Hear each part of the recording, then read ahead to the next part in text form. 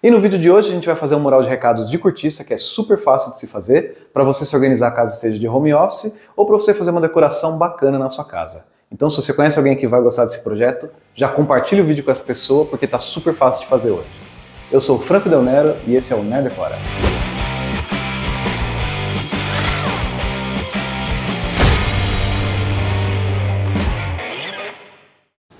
A ideia é você fazer um painel simples e prático. Vai ser um painel que você consegue fazer em um dia na sua casa, painel básico de cortiça mesmo. Você pode usar até alguns materiais do outro projeto que sobrou, só que eu quero fazer uma coisa diferente nesse painel. Eu quero colocar uma profundidade dentro dele, porque se tem uma coisa ruim é quando você vai colocar o alfinete dentro desse painel de cortiça e ele não vai até o fundo. Então por isso que eu tive uma ideia. Eu vou fazer como se fosse um quadro. A primeira camada desse quadro vai ser a moldura. Por cima dessa moldura, a gente vai colocar a folha de cortiça, que vai ficar a parte externa da moldura, né? Ela vai ficar toda exposta. Por dentro de toda essa moldura e atrás da folha de cortiça, vai ficar uma chapa de isopor para que o alfinete penetre na cortiça e entre um pouco mais do que só esse tamanho aqui de 3 milímetros. Então a cortiça tem 3 milímetros, o isopor tem mais 1 centímetro. E no final disso tudo, a gente vai colocar uma chapa de MDF de mais 3 milímetros. Esse tamanho vai ficar como se fosse um sanduíche, é um tamanho perfeito para a gente fechar com mais uma última moldura pelo lado de fora de 15 milímetros. Para que no final a chapa de MDF vire como se fosse uma tampa por cima de tudo.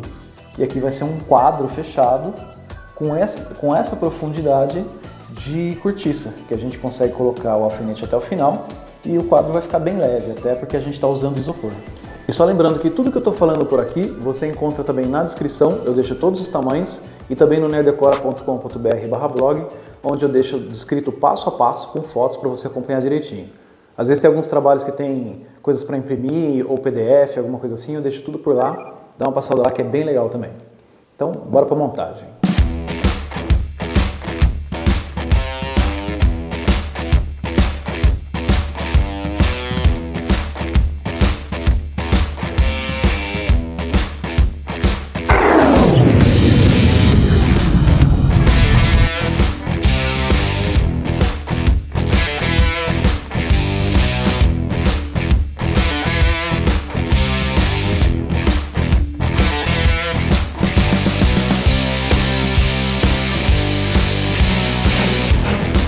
Agora o detalhe importante da montagem, ó. Eu vou colocar as madeiras em cima uma das outras, ela vai ficar bem na bordinha aqui, em cima da outra, porque a gente vai cortar ela no meio, a gente vai cortar no ângulo de 45 graus para fazer a moldura. Então a gente tem que deixar ela bem alinhadinha aqui e alinhada aqui. Tá, espero que eu não me arrependa dessa atitude. Eu vou tentar fazer tudo ao mesmo tempo. Esse não tá com cara de que vai dar certo. Seja o que Deus quiser, vamos embora.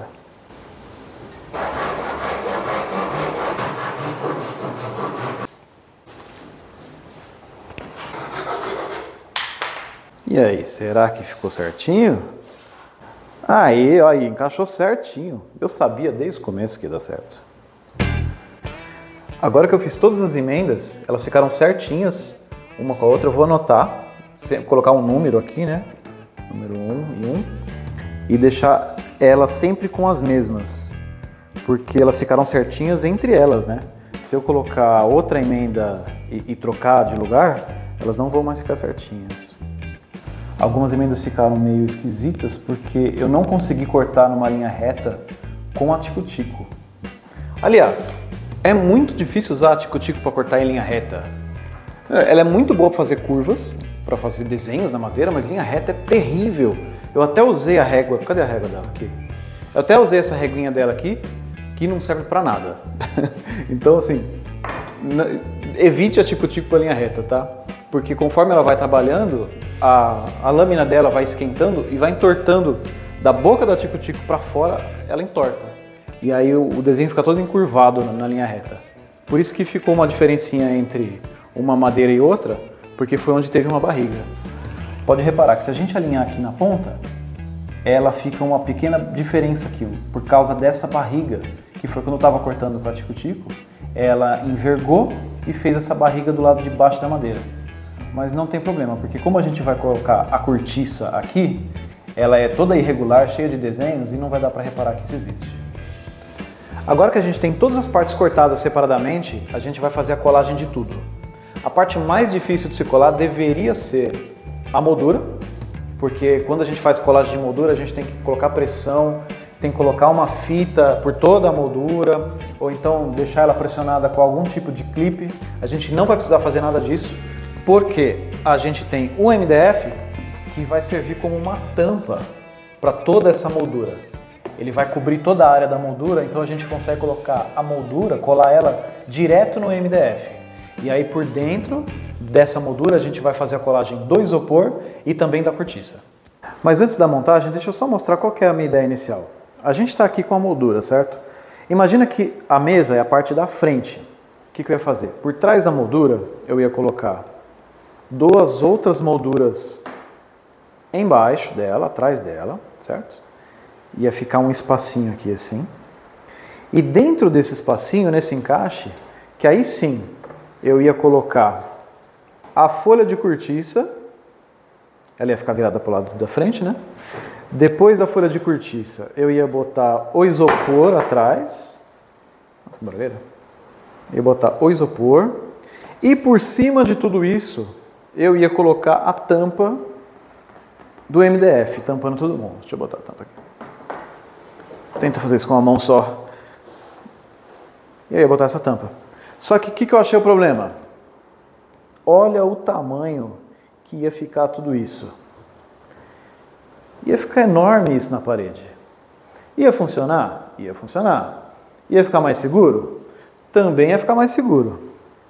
Mas ia ficar gigante, né? Então, eu vou tirar tudo isso mesmo. Vou deixar a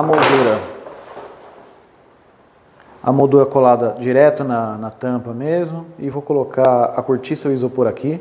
E vai dar tudo certo. Essa moldura eu cortei das sobras do nosso projeto Banco Caixa de Brinquedos. Se você perdeu o vídeo, vai dar uma olhada lá que tá bem legal também. E o MDF eu já comprei nesse tamanho. Ele tem 60 por 90. Você acha um MDF desse tamanho super fácil no Mercado Livre, ele é bem baratinho.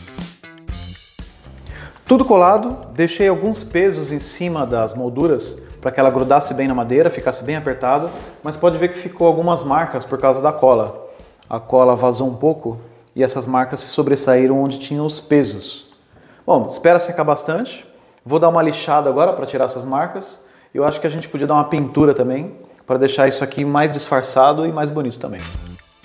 Eu deixei a cola secando por cerca de 24 horas antes de começar a lixar. Caso você vá fazer uma pintura, não esqueça de limpar bem a serragem da madeira, porque senão a pintura não engruda.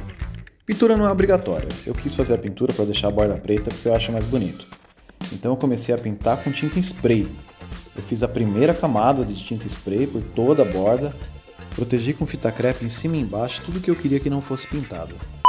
Ó, para tudo. Ficou horrível. O que eu fiz? Eu pintei com spray direto no MDF. E o MDF é tipo um papel, ele absorve a tinta. Então eu devia ter preparado o MDF primeiro. Isso aqui, assim, ele não ficou tão horrível, tá? Ele ficou preto e tudo mais, mas em algumas partes onde tinha a cola, ele ficou brilhante, em outras partes ele ficou fosco. Então assim, não gostei do resultado, não faça isso. Faça o seguinte, a gente vai pegar, usa esse carinha aqui, ó. Quando você for pintar MDF, usa isso aqui. Goma laca indiana. Isso aqui é como se fosse um verniz, ele vai impermeabilizar o MDF. E depois que ele secar em 10 minutos. Eu devia ter feito isso desde o começo. E depois que ele secar, aí você coloca uma tinta própria para pintar artesanato ou madeira. Dá para pintar com spray? Dá. Só que aí você faz várias camadas. Aí você vai ter um pouco mais de trabalho. Eu não gostei do resultado por causa da tinta que ficou acumulada nas partes onde tem cola que ficou. Lembra que eu coloquei os pezinhos? Então a cola ficou um pouco saliente, então ficou brilhante, ficou fosco. Não gostei do resultado. Então eu vou fazer o que era para ter feito desde o começo. Usar essa goma laca aqui, impermeabilizar tudo, pintar e depois eu volto com o resultado para vocês.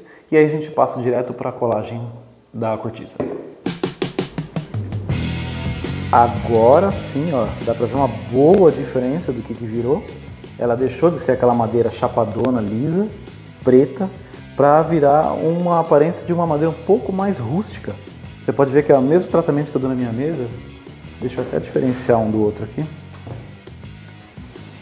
para não confundir. Ela fica parecendo uma madeira menos trabalhada, né? Mais a natura mesmo.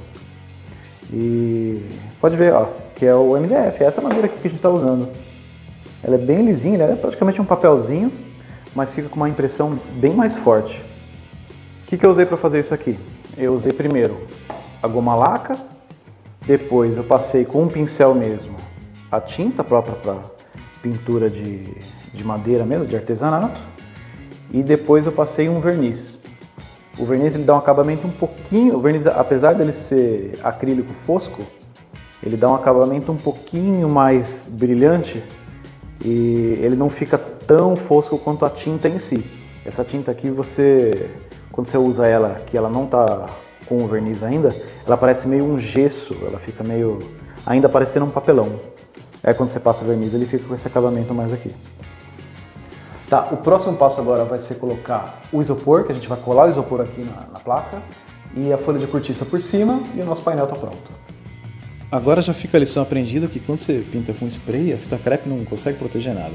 Mas tudo bem, vai ficar do lado de dentro, eu já vou colocar o isopor por cima e fazer a medição dele dentro do próprio painel, que eu quero que fique bem justo.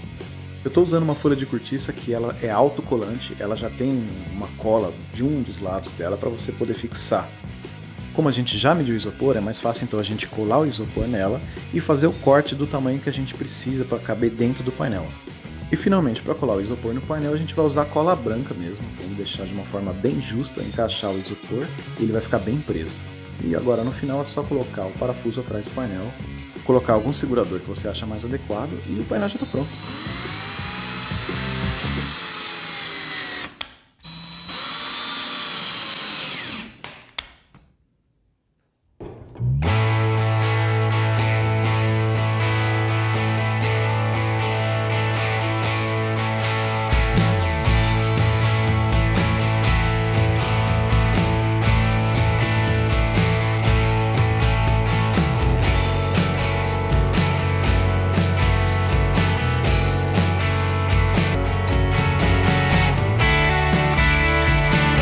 Se você chegou até o final, muito obrigado. Não se esqueça de dar o like para que esse vídeo alcance mais pessoas.